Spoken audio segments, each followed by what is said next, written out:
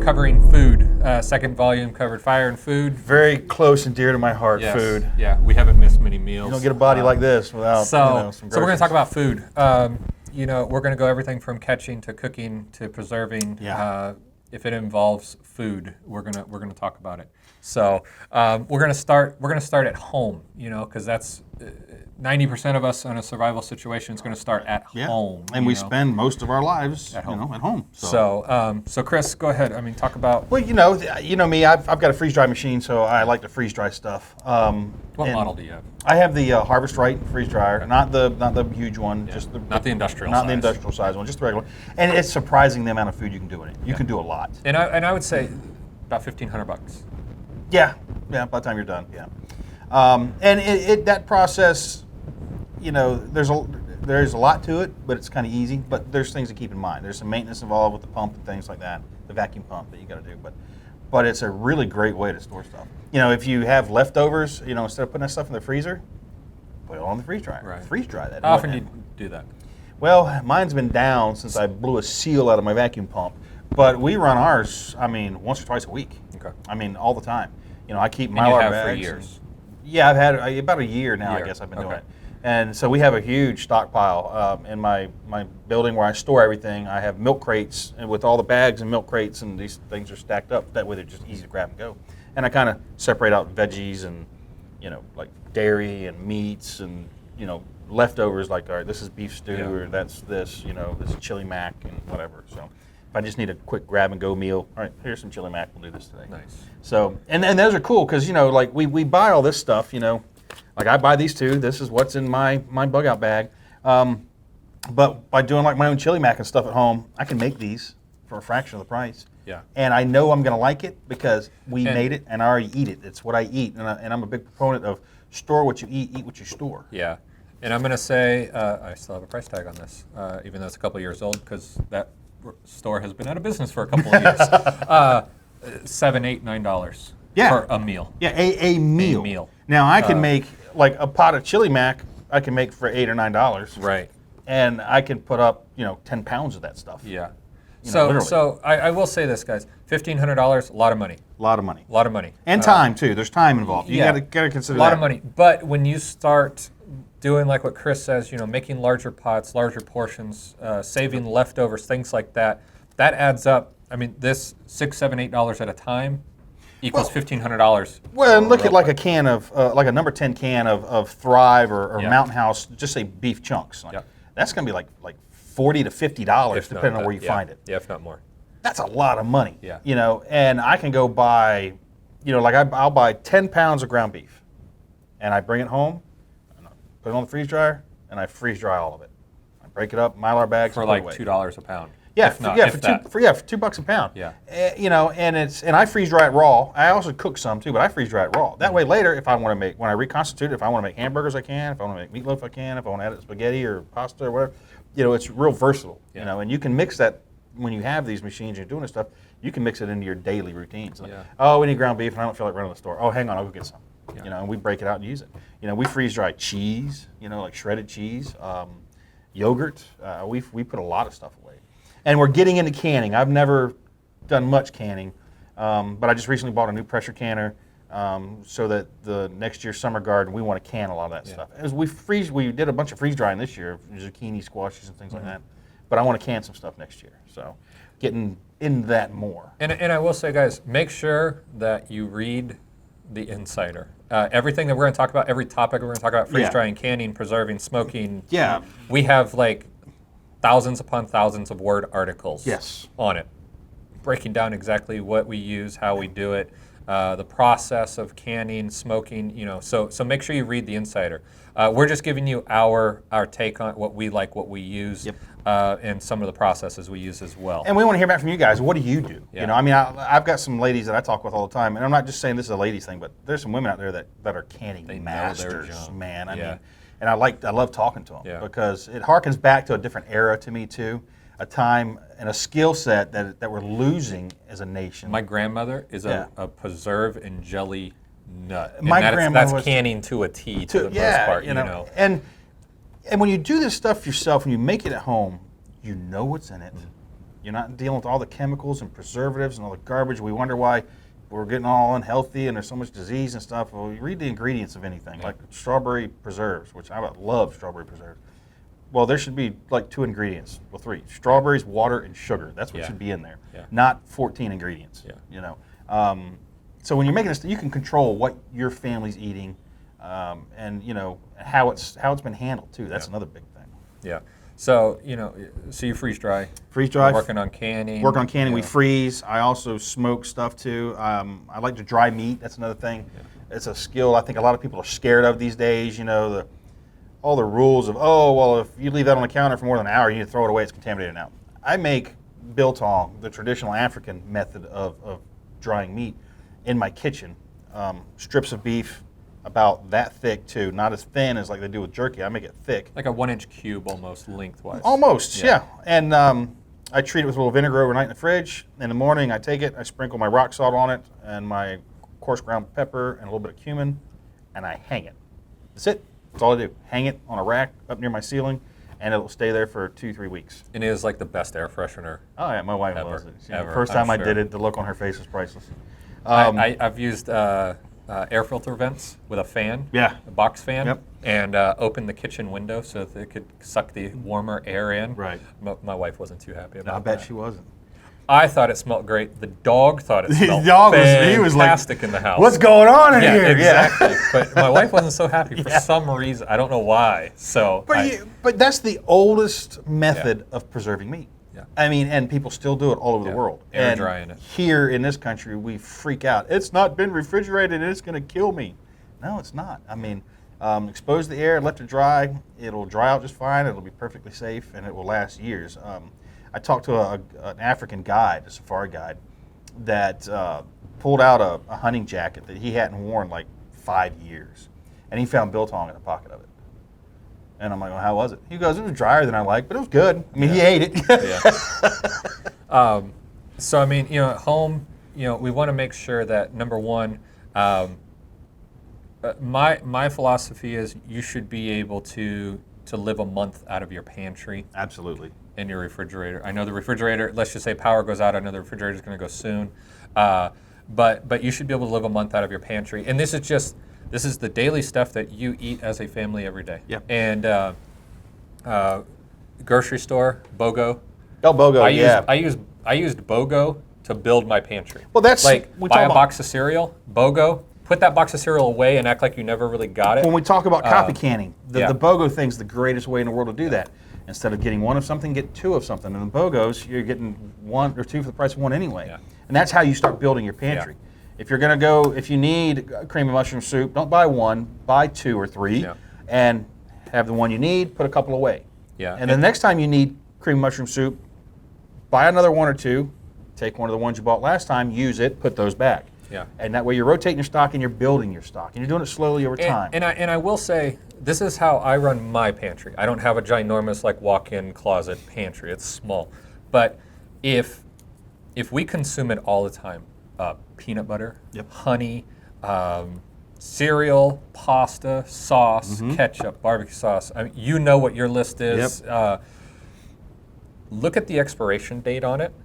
If it's a 2-year expiration date, you could quasi-store 2 years of it, and it's never going to go bad, ever. Because you're going to use it in that time. If you use a bottle, let's just say a bottle of ketchup, you'll find 2 things in my house always, ketchup and toilet paper. Yeah. If you use a bottle of ketchup a month, and it has a 2-year shelf life, you could have 24 of them. And you would never run out. You'd never run out. When you use the front one, you buy 1 more and you put it in the back. Yep. And it's never going to run out. And if a survival situation happens to where there is no store tomorrow, you now have quasi 2 years of ketchup on hand based on the expiration date. Well, and the other thing too, there was a study done. They found some, I wish I could find a link to that thing again, but some canned foods were found that were 80 years old. 80 years. Now think about canning technology and practices 80 years ago. But they opened this stuff up and they tested it. Every bit of it was perfectly safe to eat. There was no contaminants, no botulisms, nothing like that in it. All of it had lost some structural integrity, might be a little mushy, might be this and that, and had lost some of its vitamin and nutrient content. but it was still perfectly safe to eat. Now, I'm not telling everybody to go eat old canned food. Right. But I am saying that in a crisis, emergency situation, Yep. don't be afraid of the expiration And dates. America is one of the only countries in the modern world that actually has Expiration dates on food. Yeah. And the reason for that is we live in a litigious society. Everybody wants to sue somebody over everything because that's how you achieve the American dream is by taking it from somebody else. So, yeah, we are the only, that's a fact that a lot of people don't realize. We are the only country in the world that has expiration dates on food. Yeah. I have a friend that works with a charity, and they were given 12 pallets of something like these over here. This is MRE. They're a FEMA meal, though. Yeah. Same difference. Yeah, this is like a FEMA meal. Yeah. They were given 12 pallets of these things because they had expired. They're like, we can't give them out. They're expired. We're like, dude, these things last like forever, really. Yeah. I mean, MREs, not as good as canned food, but they last a long ass Yeah. time. He goes, well, they can't give them, so we took them and we're sending them to Haiti because they don't care down there. They're hungry, it's food, it's edible, and they'll take it. So I just want to mention that on expiration dates because in a crisis, you know, God forbid you're hungry and you're not going to eat it because, oh, this expired in June, you know, and, you know, it's safe. Go ahead and eat it. Yeah. But you know, get your home supply going. You need to have a supply of food at home. And two, when you mentioned like in a crisis, you know, your fridge, the power goes out, your fridge and freezer, power's going to go down. You got to do something with that stuff quick. Well, that's where these preserving techniques come in too. Dry it, can it, dehydrate it. You know, eat as much as you can, but get into preserving that stuff. If you've got a freezer full of meat and the power's out and the power ain't coming back on, if anything, pull out the grill or something. well, pull out the smoker. Yeah. Build a smoker. Start smoking meat. Start making jerky. Hang it to dry. Can it. You know, can it in jars. You got a pressure canner. You know how to can. Can the meat. Put it on the shelf. It'll still be good. Don't throw it away. A lot of people, and here in Florida, a mutual friend of ours asked the other day if we got our Trump money, as they're calling it, because Floridians were allowed, I think, $500 per person because of Hurricane Irma to replace food that they lost. Yeah. I didn't know about the program. I didn't apply to the program. I didn't lose any food either. Yeah. So I wouldn't go apply for it just because it's free money. But the thought that everybody had to throw all their food away because their power went out, to me, is just absurd.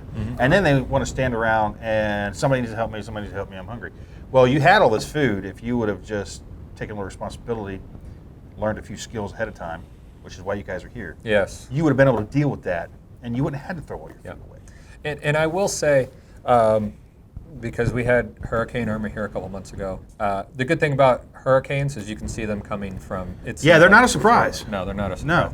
No. That was like the most, I called that the disaster that never ended, it seemed to me like. It just, for weeks, because we were like 2 weeks we watched this thing come. And it was kind of draining. And I will say, we have Publixes here. Grocery stores were raided weeks before the hurricane hit. I mean, and it was your bread, your peanut butter, your batteries, eggs, milk, water. Which always, there's a lot of French toast eaten. But do you know what I found hilarious? And we're talking a week before. Yeah. Fresh meat was there. Yep. Frozen food stuff was there. So my wife and I, we cooked 5 meals. Meatloaf. I mean, we had meatloaf, mashed potatoes, veggies, one meat. We made lasagna one night and froze it all in the freezer. Yeah. And then power goes out. And I literally just took meatloaf, mashed potatoes, veggies, cranked on the grill outside because the weather, the storm came, gone. Yep. Threw it out. So like, we had lanterns. I mean, we didn't have power that night, but we're eating meatloaf, mashed potatoes and gravy. That you cooked. That I cooked. That you cooked. And that stuff stayed frozen for 2 days, 3 days. Oh, yeah. And we had lunch and dinner. Yep. Nice meals. We weren't going to Mountain House. You know, we weren't trying to cut some Spam. I like Spam. I love but Spam. Cutting Spam canned meat and stuff because we're already in our pantry. You know, it's just a little bit of preparation. But I mean, you can get those meals. And listen, a block of meatloaf is almost a block of ice. Oh, when yeah, it's in when your it's frozen. freezer. It kept that freezer cold for a couple of days. I mean, we'd pull it out, I'd throw it on the grill, and then just turn it on low and just let the stuff warm up. It was already cooked. Yeah. So that's another thing that that we do as well. And then as far as food preparations at home, spices. sauces. Oh, yeah. They get lost all the time. People want to say like, hey, I need rice, beans, Yep. Dehydrated meat. Listen, rice, white rice, beans, just dried beans? just dried beans, and then chunks of chicken. Yeah. You'll survive. You'll eat it because you're hungry. Right. But you're not going to enjoy it. That's why I'm a huge proponent of storing salt. Yeah. I have many, many, many, many pounds of salt stored. I go to Sam's and I buy the things, the 5-pound boxes of just table salt. Yeah. And I'll buy 4 of those at a time when I go to Sam's. I bring them home. They fit perfectly into a 1-gallon Mylar bag. I dump the box of salt into the Mylar bag. I throw a desiccant package in it. I seal it, and then heat seal the bag. Put it on the shelf. Because like you just said, anybody who's ever eaten dry beans that have been rehydrated and cooked with no salt, that's like eating paste. Yeah. Actually, I would eat paste before I would want to eat the beans. I mean, it's going to give you some nutrients, but it ain't going to give you... There's no satisfaction there, too. And, that's the thing to think about, too, when you're in a disaster situation. We're talking about being at home, there's a disaster, whatever the case it may have been. Food is comfort, too. Yeah. It's not just to keep you going, it's comfort. It's a morale boost. It's a real morale boost. And to be able to sit down and eat something familiar, something that you like, and especially if you have kids, and if you can give them something that they're accustomed to eating, not a sack of Mountain House, beef stew that they've never seen before. Yeah. Maybe your kids are like mine, and they think that kind of stuff is the coolest thing in the world to eat. But they've never seen it. It can add stress. So adding that familiar comfort to having your food plan already in place, and it just swings into action without a ripple. And this is my approach to it. As far as because it's hard to buy, let's say a family of 4, a year's supply of this. Just 5, well, for 4? You know what I'm saying? I bet it's probably 10 grand. Yeah, it's a lot of food. But what I can do is I can take this one meal, I can cut it in half with like me and my wife.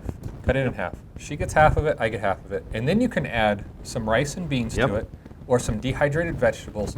And now you have I'm going to say a full course meal that has flavor, that has the carbs and fiber and stuff that you need in your body. And then you have some flavor from some Mountain House. The rice, we store lots of rice because to me that's a bulk. Yeah. So just like you said, I buy number 10 cans of like stag chili at Sam's Club because I could open that can of chili up and like you just said, I could cook a big pot of rice, and off of that I could probably feed 20 people. Right.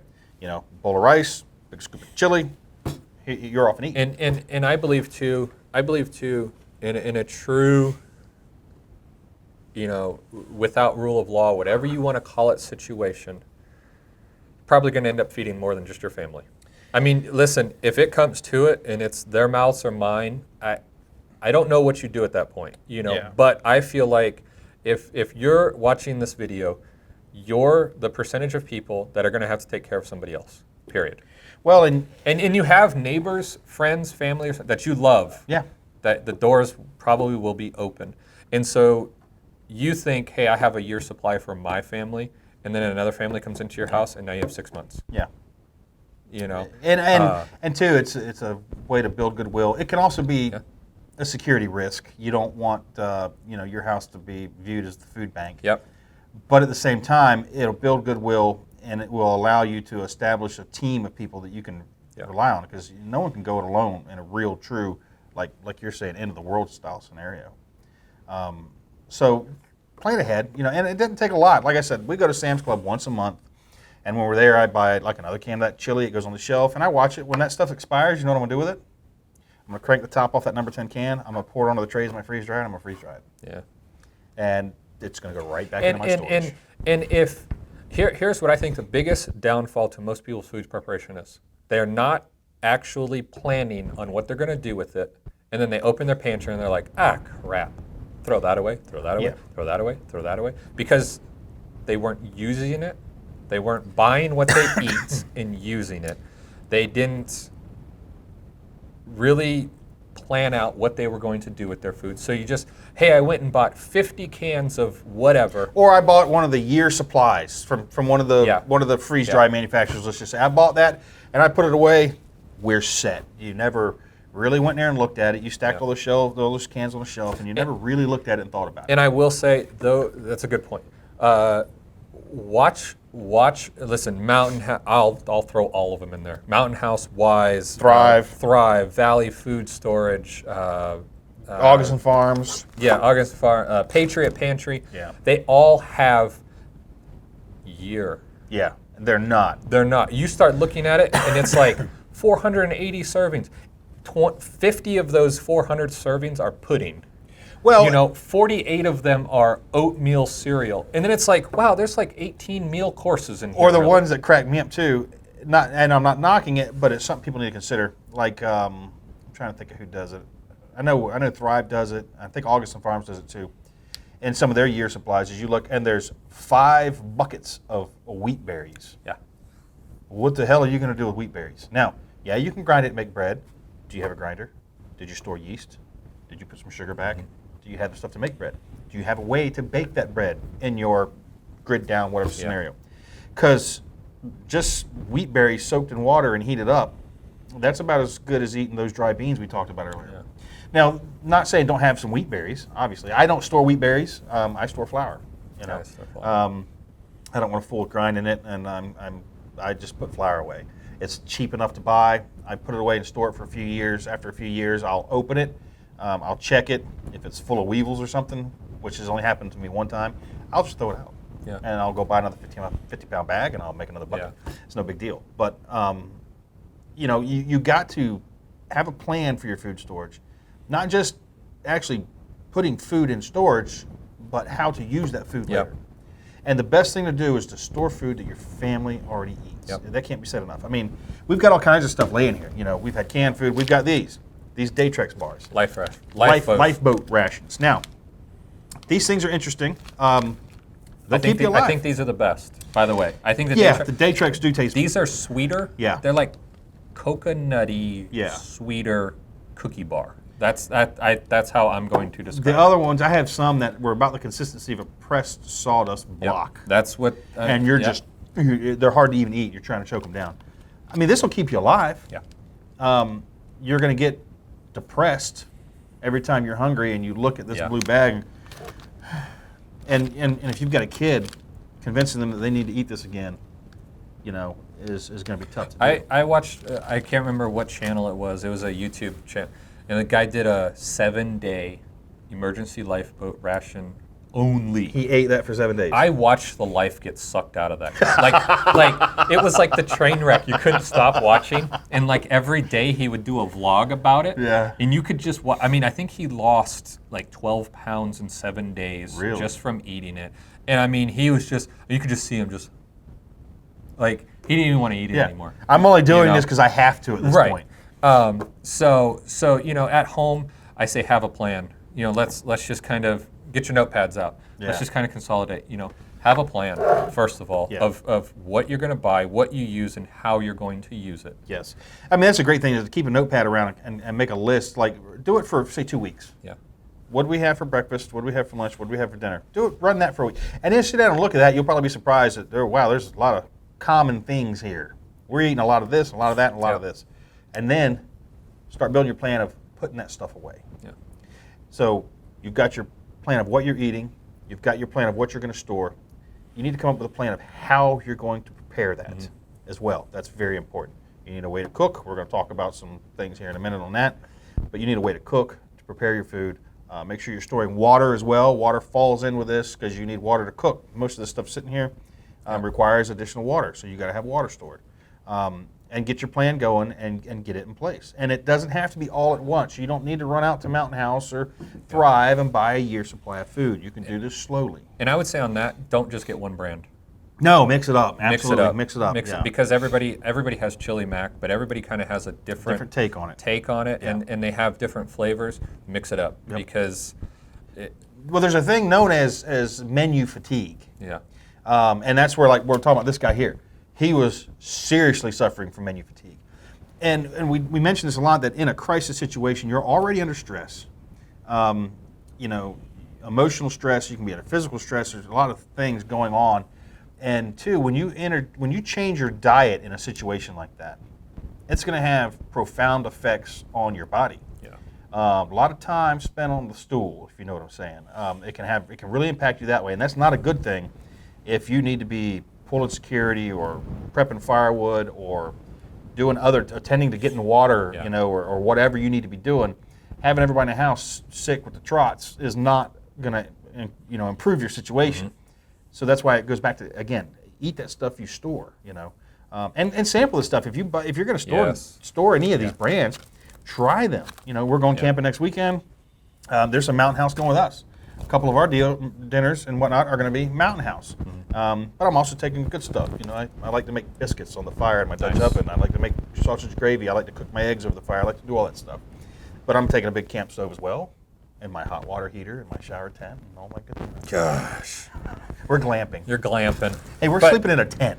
But, you know, I mean, but car gives you that ability, so why not? Yes. So, I mean, that's home preparation. Yeah. Now let's talk about you got to walk out that front door for a reason. Or you're in your car and whatever's happens. So now we're back to the same kind of premise. You better have some food with you. You better have a plan. You better have a way to prepare it. Yep. And that, I just mentioned I'm taking for camp stoves. You want to talk stoves first? Yeah, let's talk stoves real quick. When I go camping, I'm not taking a Coleman stove. Yeah. I used to really be into those things, and I used them for years, and I have 2 different kinds, I think. I use a Primus fire hole. Well, that's what mine's called. Mine has 4 legs. It stands up about this tall. It has 2 of the burners, like the turkey fryer burners, and it takes a 25-pound bottle. Because I like to cook when I'm camping. It's fun to me to get out there and make the big breakfast and do all the stuff. But see, that stove is also a backup to my home cooking. Agreed, 100%. That's how I do it as well. So if we have an outage and there's no power and I can't cook, I bring that thing in the house and I set it up. Now, everybody says, "Oh, you bring that in the house." Well, you run your gas stove in your house too. It's no big deal. And I have a big cook area. I can put a big kettle on that thing. I can put a 12-inch cast iron skillet on it, and I can cook on it. But you need to have a stove in your bag. We were talking about this a little while ago. Yeah. So I think a lot of people in their bug out bags and whatnot. You mentioned how you for a while there you got into ultralight backpacking and still are, and you were I don't need a stove, I'll build a fire. Yeah. I got into when you ultralight backpack, it's not even ounces equal pounds. It's a cult. It's like grams equal ounces. That's how low down we go. And I was just like, forget it. I'm taking a titanium mug, not a pot, titanium mug, enough to warm heat the water, boil the water to pour into my freeze-dried food, and then drink out of the mug as well, eat out of the bag. I was telling Chris too, I didn't even carry a spork. Didn't even carry a spork. I was eating it out of the bag, cut the bag style. and just dip the bag. So yeah, I went uber lightweight. Yeah. And how'd that work out for you? I was telling, you're gonna make me tell the story. I have hiked for many years, hundreds or thousands of miles at this point. I think I've cried 3 times hiking by myself. I hike solo a lot too. And I was ultra lightweight backpacking. I was doing a 5-day in and out. I was 2 days into it, so I knew I was at least 2 days of hiking back to my truck. And it started raining. And, my whole thing was I didn't have a stove with me. I had to get a fire started in order to boil water, in order to cook my freeze-dried food. I mean, I had freeze-dried food, that was it. I had some snacks, but freeze-dried food was my meals. And I literally had to start a fire in the vestibule of my tent and then carry it out to get a fire going in downpour rain. And I mean, for a while, before I went into my vestibule, I was literally brought to tears because I was like, I have no food. Realize how desperate you were. I was beyond it, and I had hiked all day. I mean, I was exhausted. I was ready for my dinner because dinner is my big meal. I kind of just snack along the day. Dinner's my big meal. It gets your furnace going too. Yep. When you're hiking at night, cold, it keeps you warm at night. It keeps you warm. So dinner is always the biggest meal. I could not get a fire started. It's dark. From that day forward, I was like, I could care less. I am carrying a stove every day. This is what I carry. I have 3 of these set up. Wow. It's the same with that. This is a GSI outdoor minimalist cook pot, but inside of it, I mean, I can take it all out. I do carry a spork now. A spork, a sponge, a MSR pocket rocket. So yeah, look at the size of this. Now, for people that say, you know, I don't want to carry a stove, or what's the purpose of the stove? Look at how small this thing is. Yeah. And I have recently bought these for our bags as well, from Mel's bag and for one of my other bags. Because look at how small this thing is. Look at that. That's it. There you go. And it screws on the top. He's got a little fuel canister in there, but here's a bigger version. Yeah. I like lots of fuel. And that just screws to the top of that. There you go. Yeah. Now you can cook. You don't have to worry about so much what the elements are. You don't have to worry about getting a fire and finding fuel and doing all that stuff. And as well, if this is a crisis, quasi-survival, emergency situation, this is low signature. Yeah. There's no smoke. You're not out breaking wood in the woods. You know, you can do this very covertly if that is, you know, necessary. And it's a shame we got to think that way sometimes, but we need to think that way. And even if you had to go one step further, you could dig a little foxhole. Yeah, you could. Yeah, you could. And completely get rid of any signature for the most part. I mean, there's very low signature, just a blue flame on that thing. Yeah. But I mean, so I've carried this setup ever since. Yeah. And I refuse to hike without it. Boils water within a couple minutes. And listen, guys, you could put a kit similar to this together, maybe $100, $150. I mean, I think the stove is about $50. No, they're less than that. The ones I bought were less than that. Okay. I think I paid $34 maybe. And listen, this is something that you could throw in your bug out bag, get home bag. Power goes out at home. If you have a electric stove, you can use this all day long. Yeah, absolutely. Boil water, make coffee. Make coffee, make tea. You name it. You know, I carry a titanium cup as well, a bigger one. Again, he's always looking at size and weight. Size and weight, and I don't look at that so much. Also, too, my bag's designed for more than just me. I'm planning on my wife and maybe my daughters being with me. And my wife has a bag. She has the same size cup in hers. And I will say, too, Chris and I both travel and drive quite a bit for work. A lot. He travels a larger distance. Yes. So so his kit is made to carry to withstand a longer distance. Yeah, my system is designed for a much longer duration of use. So my philosophy behind my bag's a little bit different than John's is. But that's good. And that's what we always say. What works for me may not work for you. We all have different needs. Yeah. Just like my stove, and I have that same little stove as well, but I also have this one. And this is the one that's in my bag right now. Now this is a bigger stove. I can put bigger pots on it. Yeah. It's dual fuel. Yeah. It will burn the canisters, or I have the fuel bottles too that I keep full in the bed of my truck, white gas. I screw this into it. I can connect it here. I can burn white gas. I think this thing will even burn gasoline. Yes. And so whatever fuel I can find, I can pressurize the bottle, and this thing will go. Yeah. So it's just another example. Now, this is a much bigger footprint, obviously, than his. Yeah. It's a little more weight, of course, but there's some versatility to it. Now, a lot of guys are like, well, I'm not going to carry a stove because the fuel's going to run out, you know, and, well, okay, and this is going to run out. There's no doubt about that. But boy, until it does, it sure is a convenient way of cooking my dinner. Yeah. And having a stove and a bigger pot too. Again, our thought process is a little different. Mine's not geared around just boiling water to rehydrate freeze-dried foods. Mine's designed a bigger pot for me to actually cook things in, like wild edibles or fish or meat or whatever. I could, if I kill a squirrel, I can chop him up, put him in this thing, put him on the boil, and cook food as opposed to just boiling water. So that's why our systems are a little bit different. We carry a little bit different stuff. Yeah. But we have those, and you've got to have that. And we've thought them out. He's used his, as you guys can see. I've used mine. I do it over fires as well, if it's convenient and if I can. You've got to use the stuff. And then you can also have small wood burning. Oh yeah, and those are great. Stoves. Yeah, I carry an Esbit stove in mine too. Yeah, with they fold up nice and tight, thin. Trioxin tabs, that kind of thing. Yeah, fuel tabs. I'm not a huge fan of them. I like them for starting fires. Yeah, I like them for starting. I don't like cooking over them that much.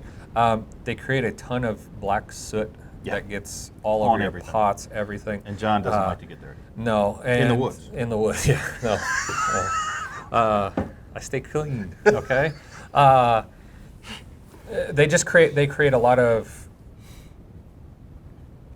sooty residue on everything, but it also goes in the air. I mean, it's probably not the best thing to breathe, but there's another option of that. If that's what you like to use, they're lighter weight. They're they're a little versatile. I like the fact that a blue flame stove, I mean, it boils water within a couple minutes and I'm done. Yeah, I'm a fan of them too. I will say, when it comes to using butane or gas outside, your environment is different than our environment. Elevation and temperature comes huge into play as far as because I know exactly how many pots of water I can boil off my small gas tank. I know exactly how many it is.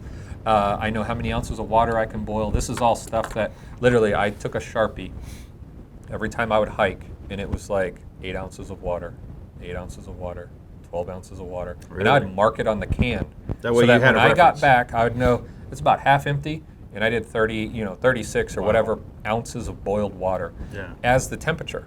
Because boil water in 90-degree temperature is a whole lot different than boiling water in 10-degree temperature. Oh yeah, absolutely. And then elevation too makes a huge difference. It all changes it. So if you're at sea level and you're like, oh, I can boil this amount of water in this amount of time, and then you go to 6, 7, 8,000 feet in elevation, and you're like, man, why isn't my water boiling? Yeah. Yeah, you're going to consume twice as much fuel in order to get it done. So and you need to boil it longer even too. Yeah, so that's it takes a lot out of you as far as stoves go. And then I mean, there's always tried and true, throw it on the fire. Yeah, throw it on the fire. And then and it's like this thing here. So I said this has spent many a day in a fire because the stove's convenient. Yep. Doesn't mean I always use it though. Yeah, and I have nights where, hey, you get that fire started early, you're sitting around the campfire enjoying fellowship with guys that you're Stick with. your cup in the fire and throw it on the fire. Mine. So how mine works is it has pretty much a koozie. So you can set it on the fire, and then when it's done, this thing's super hot. You can throw it in the koozie. That's nice. And I can hold it and drink from it. I just burned my fingers. So that's stoves. As far as food that you take, let's talk about get home bags, bug out bags. Well, my bags. I mean, this is what's in my bag. This is what I carry, and there'll be some. Is that it? Well, there'll be some like jerky probably. Yeah. So you carry a snack bag also. Yeah. I call it a snack bag. Yeah, jerky, power bars, that sort of thing. Some stuff like that. I don't carry any candy per se because the bag lives in the bed of my truck, and it's always a nightmare of it melting and getting nasty. So here's how I work. I consider these meals. Yeah. And then I have snack bags. Nice. These are snack bags. And literally this, I took this stuff out of my bug out bag that's right behind the camera. And I'll make snack bags. And then I also have 5 or 6 of these in the pantry of my house. Oh, good. So next week going to Atlanta. Yeah. I will throw literally 4 more snack bags into my bug out bag. Yeah. And that's, once again, that comes down to planning your food system. Yep. Not just, I got 3 Mountain House in there. Okay, you're driving across town or across city, and now you're driving across state lines, and you have the same amount of food with you. Yep. You have to plan these things. So I use snack bags. What's in a snack bag? I need 0 cooking. Yeah. 0. Yep. I can grab literally everything that I grab out of this bag. I can eat. I love these Star-Kissed tuna creations. Yeah, those are good. I love these because you can get Thai chili, ranch, and you can get salmon. I mean, you can get all kinds of stuff in them. Once again, I don't even need a spork if I don't want to carry a spork. 16 grams of protein. It's got calories in it. It's easy to eat, and I can get a different flavor. It's not just beef jerky. The greatest jerky too. These things. The Epics. This Epic stuff is so good. And they have different flavors. Peanut butter. Is this powdered or is it regular? Regular peanut butter. Okay. All right. Okay. Yeah. Product promotion. Good spread. Just go get it off Amazon. Good spread. It's peanut butter with a little bit of honey in it. Oh, really? Okay. Ridiculous. Oh. I also carry. This is Nature Nate's unfiltered honey. Honey is fantastic because at the end of the day, quick glucose. It's really quick energy. Yeah. At the end of the day, everybody has a sweet tooth. Period. Yeah. If you're good, I love jerky. Yeah. But also, it's nice to have something sweet. So I always carry honey. And then my end all be all. I have 2 more things in this one. I always have powdered Gatorade. I carry various kinds of powdered drink mixes. Yeah. Electrolytes, Flavor, once Yep. again. If you're purifying water, especially if you're using chemicals, it can taste horrific. Yeah. So adding Gatorade to it not only gives you electrolytes, but gives you flavor. Yep. And then Chris knows also this. Yeah. I carry 2 Snickers bars, no joke, in my work bag, my EDC bag every day. Really? Every day. Because there's 2 reasons. Number 1, I go nonstop and I don't have time for lunch, and then I know that there's another meeting in 30 minutes that I have to be into. And this is my lunch at times. Yeah. I hate to say that, but or I've had an extremely rough day Yeah. I'm going to reward myself. and I want a Snickers bar. Yeah. It's a morale boost too. It You know, is. it can be a big deal. And listen, it has sugars, it has fat, it has proteins in the peanut. And listen, this isn't a full meal. I No. know that. I'm not even acting like it is. But it has everything you want. Yep. And And some of what you need. So. and guys, morale is a huge thing Yep. for me when I'm out by myself. And if you do it, fine. I don't carry cards. Yeah. Books. Listen, when you're having a crappy day, I don't care what your favorite book is. It's not going to make you feel better. I can think of a couple you could read. You know. Having a Snickers bar, and I don't care. You can have whatever brand. Now, like when I'm hunting or if I'm going to go on a hike and stuff, I'll pack these, but I don't keep them in my I keep it bag in of my there. truck. 5-hour Oh, energy. they turn into blah. No, I carry a small Nalgene bottle, like the 16-ounce one, Yeah. in my bag. It has 2 Snickers bar, a 5-hour energy, and a Gatorade powder mix in that small bottle. Yeah.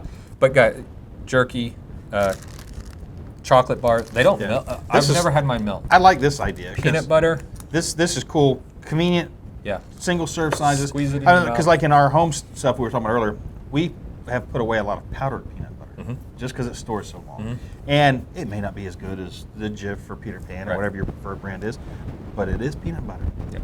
And when there is no peanut butter, a little bit of peanut butter is a is lot amazing. of peanut butter. Yeah. So this is cool though. I like so that. Good I stuff. carry meals and I carry snack bags, you know, and always have these ready because you know you can throw them in your bag super quick. Whenever I travel, if I have to fly, I throw a snack bag, boom, right there Right, in your carry-on. in the carry-on. Yep. And then when it's the hellacious stories that I feel like only happen at airports, Yeah. once again I have comfort food. Yep. So that's how I carry it. And then as far as bug out bags, I'll also put some instant coffee. Yeah, I keep coffee in mine. Yeah. I get Bustelo instant nice. coffee packs. I like that. I Yeah. like the Cuban coffee, kind of stronger espresso Yeah. style. So I keep those little instant serving ones in my Yeah, bag. you can go coffee, you can go tea bags, you know, things like that. And then talking about, so that's snacks. Snacks, yep. As far as meals go for bug out bags, you know, you got a couple different options. That's I not do- a meal. It's not a meal. Listen, I will say I do carry this brick. This brick came out of my get home bag. I carry this for 2 reasons. Number 1, I consider it has tons of calories. Yep. Tons of calories is what you need when moving forward. This Yep. is 24,000, I want to say. And you know that you can make that a meal in the day. You know, it could be your Yeah. breakfast to get you kicked off in the morning, get you going. But then have something like this to look forward to later. And here's know. and here's what I'll say. I also carry this for another reason. Other people aren't going to have food. True. Period. And these are broken. There's 24 bars in here Yep. that are all individually wrapped. Yeah. I am not going to pull out a Mountain House food and heat it up and have Yeah. dinner with somebody. When If they you're don't have anything. When they don't have anything. Yeah.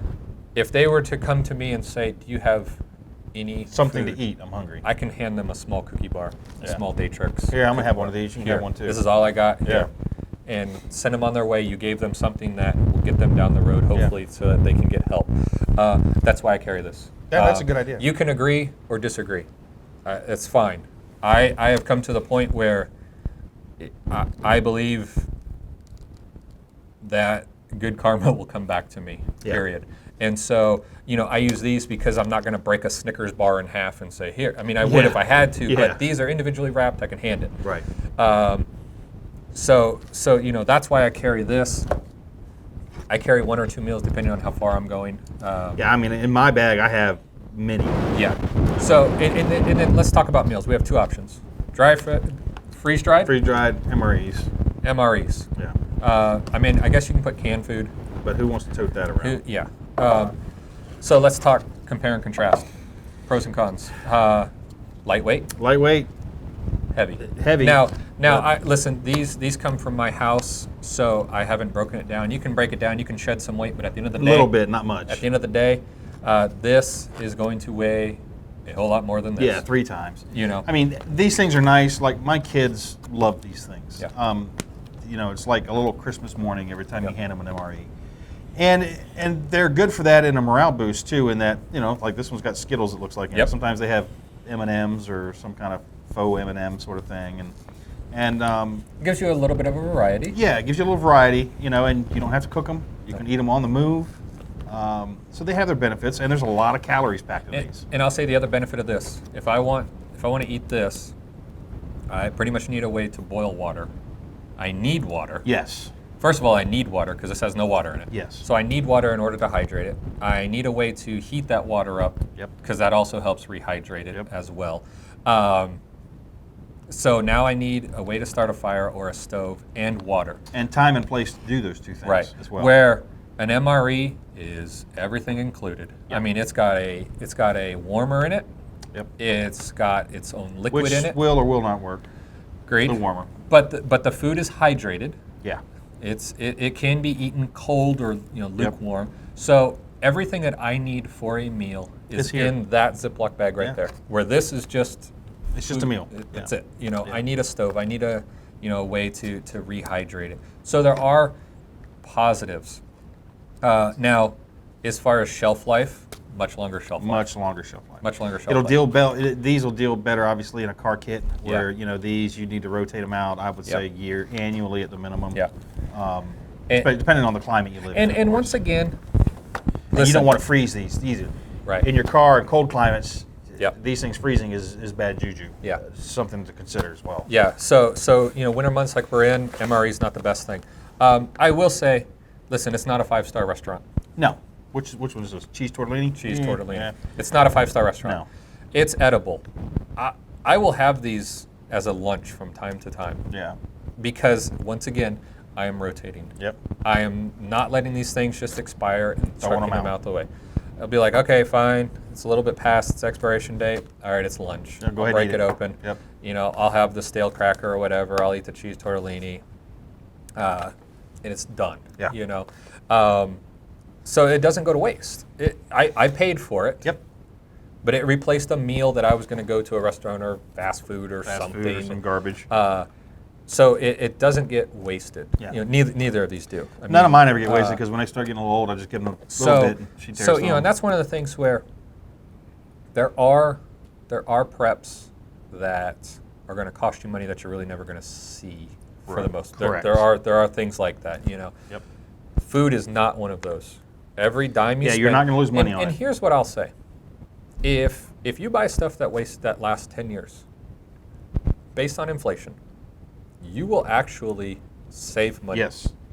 Well, that goes about with almost anything. Anything you buy today is going to be cheaper than it will be tomorrow. I mean, it's just a fact of life. Yeah. So this, I might have to look that up. I probably bought this about 4 years ago, $6.99. I bet they're $7 or $8.99. Probably. Yeah. So putting these away, buying them, putting them away, it can save you money as well. It's not wasted. You can never waste money on food unless you let it expire and go bad. Yeah, unless you're throwing it away at some point, which you shouldn't be throwing. So so for my bug out kit, I go with snack foods. I like having 1 brick of Daytrex in it. That's a good idea with them being, like you said, individually wrapped that you can share out if you need to. And then based on how far I'm traveling is how many meals I bring. Yeah. And I kind of go back to my backpacking where I do 1 meal a day. I don't stop for lunch and make a dry food. This is dinner. I keep a dozen of those in my bag. Okay. Because again, I'm looking at I could be 200 miles from home. Mm-hmm. And so I keep a dozen of these. And not all of the ultra packed ones like this. I have some of the regular style ones too. And there's many different brands. And different brands too. Yeah, food. I have the backpacker pantry. I've got all kinds of different ones.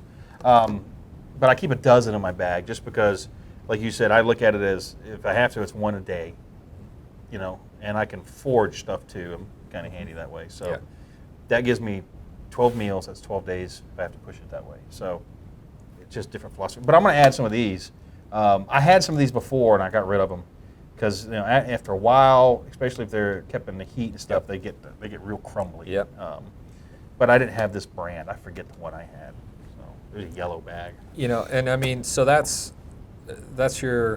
what you carry in your bag. Yeah. Now let's talk about extending your food by hunting, fishing, gathering, collecting. Everybody should have some means to do that. I keep like a couple of yo-yo reels in my bag, so that I can do just what John said, extend my food. There we go. So I can set this up on a fish line. Obviously in my kit I have a fishing kit, and you can tie these things to a tree limb, put a leader on it with a hook and a bait, throw it in the water, walk off and leave it, and something hits it. You can come back later and there'll be a fish there hopefully. You can also use them as snares for small game, things like squirrels and stuff like that. So I keep a couple of these in my bag. I keep a pretty well-stocked fishing kit in my bag as well, a little more than just a survival kit per se, because again, I'm looking at a longer-term use out of mine. And then I keep things like snare wire as well. And then I got this. Again, this came in a battle box. They come. So I thought this was pretty neat. We talk a lot about trapping and stuff. Trapping is a good way if you're stationary. Obviously, if you're on the move, trapping is kind of useless to you because you just don't have the time. But it's a way of getting food for you while you're out doing other stuff. And so this is for setting up figure 4 traps. And so it goes like this, or the old deadfall. So that's how you rig this thing. Your weight would be here, and then when something hits the trigger bar down there, as you saw, it'll trigger and fall. So the thing's held together by the weight. I'm not going to help Chris here. By the weight being on the top bar. This thing, I don't know about it. And listen, and deadfalls without one of these is like it's a finger smasher. A primitive deadfall trap is tough to do on the best of times. Yeah. So when it's set, but when an animal hits your bait, that's what triggers it. When he knocks it loose, actually I'm holding up on it, so it ain't going to trigger. But when they hit it, I'm sorry. When they bump it up, yeah, it'll trigger. This is the way you can do it. It's neat. I'm gonna shoot a video at home. I'll test this thing out. But having some snare wire, a fishing kit, a firearm, a .22 rifle, good thing to keep in a kit, or a pistol even. I have a .22 in my stuff. Breakdown, takedown, Ruger 1022. But learning wild edibles, learning a few simple traps. Obviously, in the Insider in the food section, we have an article on making some primitive snares. Yeah. A couple of simple ones, not the deadfall. Everybody thinks deadfall when they start thinking snares. Well, first, like down here in Florida, we don't have big flat rocks. Yeah. Yeah. You can make one with a log, of course, but you have to worry about the log rolling and all kinds of stuff. Even when the trap trips, the log a lot of times can roll out of the way. But there's ways to fix that. But we didn't even approach that one. We went with some other simple snares. Three really simple, effective snares. One of them is like uber simple. Yeah. That can be set up real fast, taken down real fast, and then move on. But you should learn some wild edibles for your area, learn some basic trapping skills, and then learn to fish and have a fishing kit with you. Because that's the easiest protein to acquire most of the time. And then you can get into things like grubs, insects, crickets, those kind of things, worms. Everybody goes, well, when you're hungry, you're hungry. And grubs, worms, that kind of thing is a high source of protein. Is it my first choice? Absolutely not. Yeah, no. But will I do it instead of starving to death? Yes, I will. So, plan ahead and add some things to your kit. Add some brass snare wire, maybe some yo-yos. Definitely a fishing kit. I think everybody should have and I don't mean just one of these basic a hank of fishing line and 2 hooks and a split shot fishing kit. I mean, put one together yourself. You can generally build a better one than you can buy for next to nothing. Yeah, if you go to any Bass Pro Shop, anything that has a fishing department, I mean, they sell almost individual hooks. Oh, yeah. I mean, you can bid it $10, like $10, and you could have 3 kits. And two, like in my kit, I don't have monofilament line. Monofilament line develops a memory very easily. And so when you pack that up to go into a small fishing kit, when you try to unwind it, it's like unwinding a slinky, So I use the modern stuff like spider wire. Well, that also works great for other uses. Everything from repairing gear to even emergency stitches if you had to. It's super strong, way stronger than monofilament ever be, and it doesn't have a memory. Yep. So, and it can be used for trip wires, it can be used for all kinds of stuff. And I will say, a lot of people, it's the old saying, oh, SHTS situation, I'm going to the woods and I'm hunting. Yeah. I'm going in the woods and I'm hunting. Yeah, you and everybody Listen, else. first of all, I live quasi in the city. Chris gives me a hard time. He says I live like downtown. I don't live downtown. I live quasi in the city. Can you see your neighbors? Yeah. You live in town. Listen, I don't have any deer run through my neighborhood. Oh, I do. So if I think like, oh, I'm just gonna go get me some venison, no, it ain't gonna happen. It is not happening. I can pack some squirrels, you know, but no deer live, no hogs, no bear, nothing of substantial size other than a squirrel, maybe an armadillo or raccoon from now on. Do I see within a 10-mile radius? Oh, wow. You know, so, and then nobody else is hunting it. That's also why I see it. Yeah, yeah. When you start talking about, oh, now 10,000 people in your city are now hunting, Yeah. it's amazing how quick animals are going to go away. Very quickly. You know? And not even just because they're being shot out. The pressure will drive them away to where people aren't. The other thing, too, is when you're hunting, stalking, in a stand, wherever, that's all you're doing. Yes. That's it.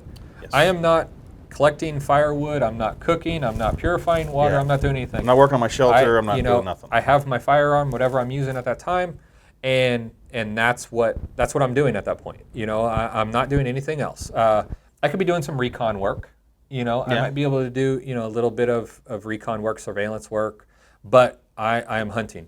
What traps allow you to do, what the yo-yo reels allow you to do, is kind of set it and forget it. Yep. You know, Come back to it later. You could go set 10 snares, remember where they are, set 10 snares, and then go do something else, and hopefully they work for you at night, where you come back the next day and you're like, hey, bagged a squirrel, bagged a mouse, bagged a something. Whatever.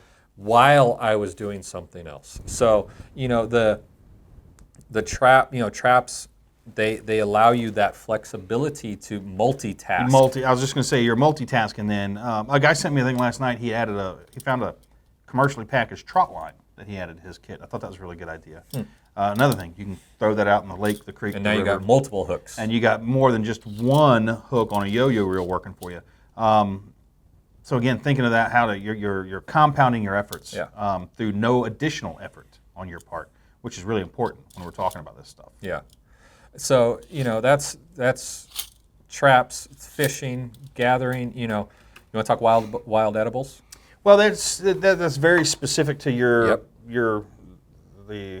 what do they call it? Region? Yeah, there was a biome you live in. So in Florida, there's a little crossover nationwide, but not much. But there are some simple things you can learn, obviously like dandelions. They're edible. The roots are edible. The flowers are edible. They grow all across the country. Just as an example, hell, they grow in the city park. They probably grow in your lawn. But you could learn a few things that are very common and to most of the nation. Like wild blackberries. Blackberries, obviously, you know, hickories, walnuts, acorns, all those kind of things. They're everywhere, but again, they're seasonal. Pokeweed is another one that grows pretty much around the country. But you can learn a few edibles, but you need to be careful of pokeweed. Don't just eat it any time. Do some research. Ewell Gibbons' Stalking a Wild Asparagus is a cool book to start with, reading that. And the Peterson's Field Guides to Wild Edibles is another good one to get. Because it'll list the regions of the country that various plants are edible. And seasons and stuff that you can find them. But that's a skill that takes time to develop. That's not something you're going to just buy a Peterson's Field Guide, throw it in your bag, and say, oh, I'm good. Because find yourself walking home and go, hold on, I know that page is here somewhere. Well, that too, and the photo that's in the Peterson Field Guide is the photo of that plant from one season. That may not be the season that you're out looking for it in. So it's a fun skill to practice, especially with the kids. Like my daughter, a little bit, she loves it. And it was kind of funny. I've been teaching this stuff to her for years, off and on. And I took her to the school bus one day, bus stop down there, and there's some ladies coming to me. They're like, "Hey, she keeps eating these plants over here, and she shouldn't be doing that." And I'm like, "Oh, what's she eating?" And they showed me. I'm like, "She's fine. She knows what she's eating. She knows what she can eat." But it freaked people out, and that's another thing people got to get over. Just because you didn't buy it at the grocery store doesn't mean it's bad for you. Yeah. It's probably a lot better for you than what you find in the grocery store in a lot of cases. But that's a skill that takes time to develop. And it can be something done as a family. Like I said, I involve my wife and my kids in it. We get out and we mess with the stuff, and to them it's a lot of fun. It's quasi-geocaching in a way. Yeah, it's geocaching, but to kids it's fun. I mean, anything you do to get them outside, number one, is a positive, and they think it's really neat to find stuff that they can just eat, that they can just pick up and eat that. Yeah. Green things, you may not be able to get them to eat spinach at the dinner table, but they'll eat greenbrier because this is cool. I just pulled this off and I can eat it. Right. And that's how my daughter was. So yeah, I mean, there's tons of information out there. Chris recommended some really good books to read with regards to vegetation and stuff. So I mean, we've covered at the house, in your bug out bag, trapping, hunting, fishing, collecting food in the wild. What other things do we want to discuss? I think we've about rounded it off because we covered preserving at home, different methods, getting your food storage system started, and that's the thing. Get started. All right. Get started on your food storage system. Get started on learning your wild edibles. Yeah. Just get started. Yeah, and I will say, let's end with a few expert tips here, pro tips. One of my pro tips would be, make sure that you, as far as at home, are storing comfort foods also. Absolutely. Like this is Patriot Pantry. You can get they have creamer, they have coffee. I make boxes put together that has 90 servings of coffee, creamer, and sugar. Oh, that's cool. So yeah, I'm not a coffee black kind of guy. Yeah. I like a little bit of cream, a little bit of sugar in mine. And it's that comfort food that, adds a lot to you. So make sure you're not just focus on the staples. But well, and when we say staples too, salt, sugar. Yep. Two key things to think about the store. And when you store those, you can put them in a Mylar bag. And they pretty much never go bad. They never go bad. Honey. Do not add oxygen absorbers to salt and sugar. It'll turn it into a brick. Now, just because it turns it into a brick doesn't mean it's useless. The old four-sided grater, cheese grater at the house, we'll turn it right back into granules again. But don't add oxygen absorbers when you're storing those. But Mylar bags, desiccant, that kind of thing, seal them up, put them on the shelf, they're good to go. And salt, in history has been as more valuable than gold at times. And if you don't live near the salt water and you don't have a way to process salt water to make it into salt, if the grocery stores go away, you need to be thinking ahead and storing that salt. So yeah, and and it's just one of those things where have the provisions needed. I will say we skipped one thing: gardening. Oh, we didn't touch on gardening. There's a huge section in the Insider. Make sure you read that. On gardening, because that's another thing that's a skill set. That ain't. I'm gonna go out and buy a bunch of seeds and put them away, and when the shit hits the fan, I'm gonna start planting a garden. Yeah. It's a skill you need to develop now. That's what I'm doing. I have my raised bed garden, and we work on it. Sometimes we succeed, sometimes we fail, but you don't know these things until you try. Yeah, and I would say, as far as my time frame goes, if it's like a SHTF situation now, I can go about 2 to 3 months out of my pantry, and then I hit my long-term food storage. That's when I start going to the freeze-dried foods, MREs, things like that.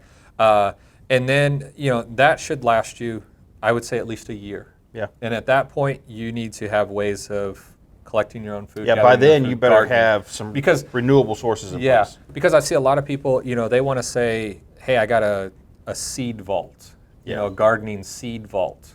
That's great. Seeds do nothing for 4 or 5, weeks before you even see anything sprout out of the ground, let alone edible. So if you're planning on, hey, I can grow a garden tomorrow, that's months away before you get to reap that harvest of and it's going to take a crap load of work to keep the pests at bay and the weeds at bay and to keep it watered. And so start learning to do it now. It's another skill that you need to learn. And it's fun. Yeah. So rewarding too. So guys, that's what we have about food. Make sure you leave your comments, questions below. Let us know what you keep in your pantry. Let us know what you keep in your bags, and let us know some of your tips, skills, and advice that we can all share. You might have regional stuff that you find extremely valuable that other people can take as well. Yeah. And we will be at you guys in a couple of weeks.